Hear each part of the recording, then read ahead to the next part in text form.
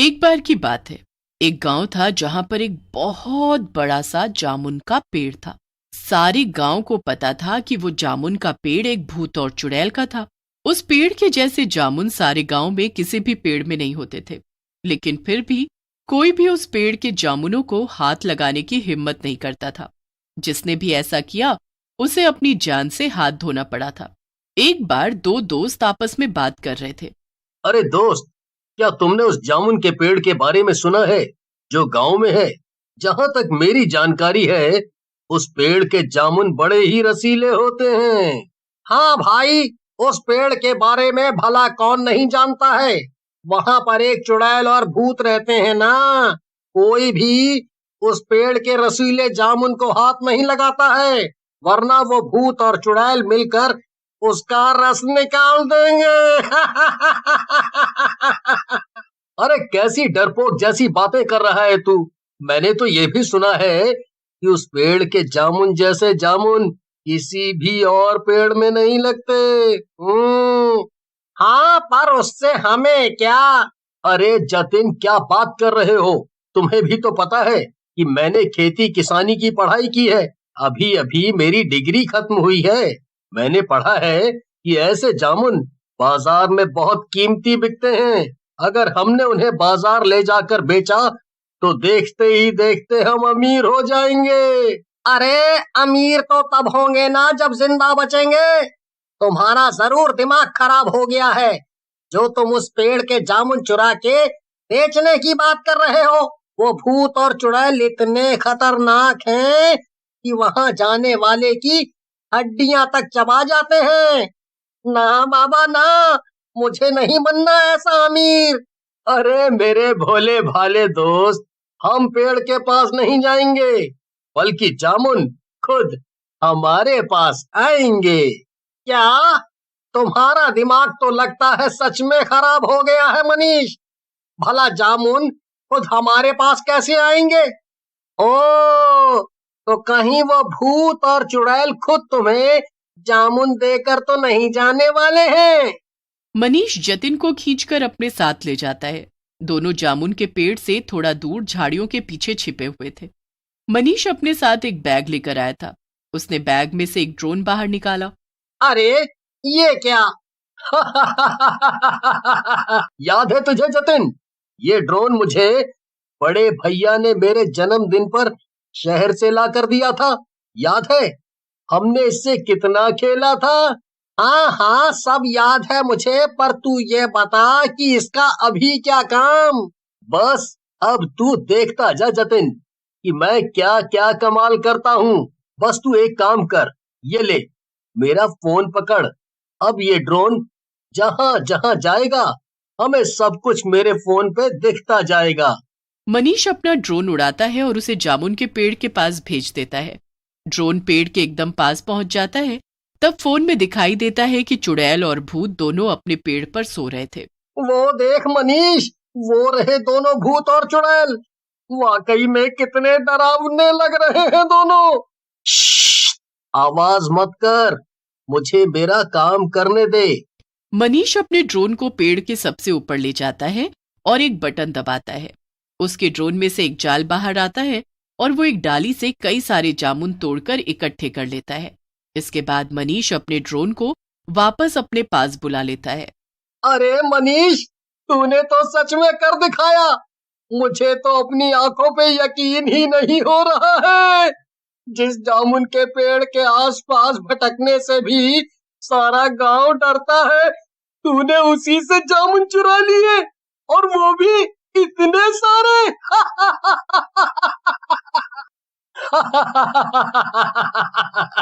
हाँ, अब चल यहाँ से, जल्दी से चलकर इन जामुनों को दूर किसी शहर में बेच कर आते हैं।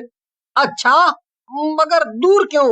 अरे पागल, गांव में किसी को भी पता नहीं चलना चाहिए कि हमने जामुन चुराए हैं, वरना हम बड़ी दिक्कत में हो सकते हैं। अरे वाह, तू तो कितना समझदार है। मुझे आज बड़ा गर्व हो रहा है तुझ पर मेरे दोस्त। इसके बाद मनीष और जतिन वहां से चले जाते हैं और जामुनों को अच्छे दाम पर बेचकर वापस आ जाते हैं। अगले दिन मनीष, हमने तो बस थोड़े से जामुन बेचकर काफी पैसे कमा लिए। वही तो मैं सोच रहा हूँ जतिन, अगर थोड़े से जामुन में हम इतना कमा सकते हैं तो सोच ज्यादा जामुन से हमें कितना फायदा होगा। तो क्या तू वहां दोबारा जाएगा? और क्या मैं इतना अच्छा मौका अपने हाथ से जाने दूंगा? मनीष जतिन को समझा बुझाकर फिर से जामुन के पेड़ पर ले जाता है और दोनों एक बार फिर से अपने ड्रोन की मदद से जामुन चुरा लेते हैं। कई दिनों तक ऐसे ही चलता रहता है और दोनों खूब फायदा कमाते हैं। लेकिन मनीष इस फायदे से संतुष्ट नहीं था। उसके मन में अब और भी लालच जाग रहा था। मैं इस छोटे मोटे फायदे से खुश नहीं हूँ जतिन।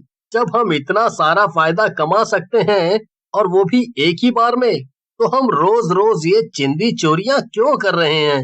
अरे मनीष, देखो, इतना लालच भी अच्छा नहीं है। अभी हमें जितना मिल रहा है हमें उसमें ही संतुष्ट रहना चाहिए। ज्यादा लालच करेंगे तो जो मिल रहा है वो भी नहीं मिलेगा और कहीं जान से भी हाथ ना धोना पड़े। क्या यार जतिन, तू जब देखो तब ऐसी नेगेटिव बातें क्यों करता रहता है? अरे कभी तो मेरी बात को समझा कर।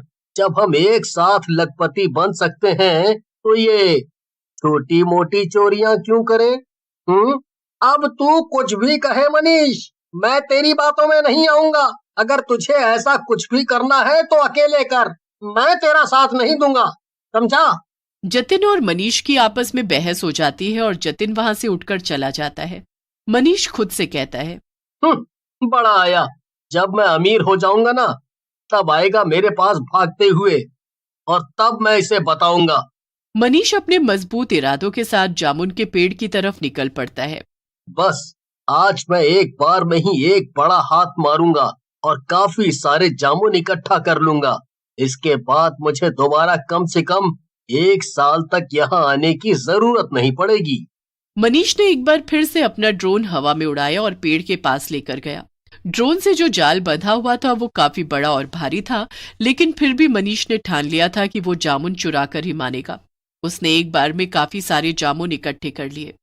मनीष ड्रोन को अपनी तरफ बुलाने लगता है, लेकिन ड्रोन जामुन के इतने ज्यादा वजन को संभाल नहीं पाया और लड़खड़ाने लगा। अरे ये क्या? अरे नहीं नहीं, गिरना मत, गिरना मत। ड्रोन लड़खड़ाता हुआ सीधा जाकर भूत के ऊपर गिर गया और सारे जामुन वहीं नीचे बिखर गए। भूत और चुड़ैल दोनों सतर्क हो गए और पेड़ से नीचे उतर आए। अरे ये क्या चीज है? हमारे इतने सारे जामुन ऐसे पेड़ से एक साथ नीचे कैसे गिर गए? ये तो इंसानों का खिलौना है। इसका मतलब ये है कि यहाँ आसपास कोई इंसान है और वो हमारे जामुन चुराने की कोशिश कर रहा है। भूत और चुड़ैल अपने आसपास देखने लगे और उन्हें मनीष दिखाई दे गया। उन्होंने मनीष को पकड़ लिया। मनीष ये सब देखकर बहुत घबरा गया। डर के मारे मनीष कांपने लगा। ओह, तो तू है जिसने ये खिलौना हमारी तरफ फेंका। लगता है कि तू ही है जो यहाँ पर हमारे जामुन चुराने आया है। तेरी इतनी मजाल कैसे हो गई? नहीं नहीं, मुझे माफ कर दो, मुझसे गलती हो गई। जाने दो मुझे, मैं दोबारा यहाँ कभी नहीं आऊंगा। आएगा तो तब ना, जब तू जिंदा बचेगा। इतना कहकर भूत और चुड़ैल मिलकर मनीष को खा जाते हैं और वापस अपने पेड़ पर जाकर सो जाते हैं। थोड़ी देर बाद वहां जतिन आता है और मनीष को ढूंढने लगता है। जतिन खुद से ही बातें कर रहा था कि तभी उसे सामने मनीष का ड्रोन पड़ा हुआ दिखता है और मनीष के फटे हुए कपड़े भी। अरे ये सब क्या है? ये सारे जामुन नीचे बिखरे हुए हैं और मनीष का ड्रोन और फोन भी यहीं पड़ा हुआ है।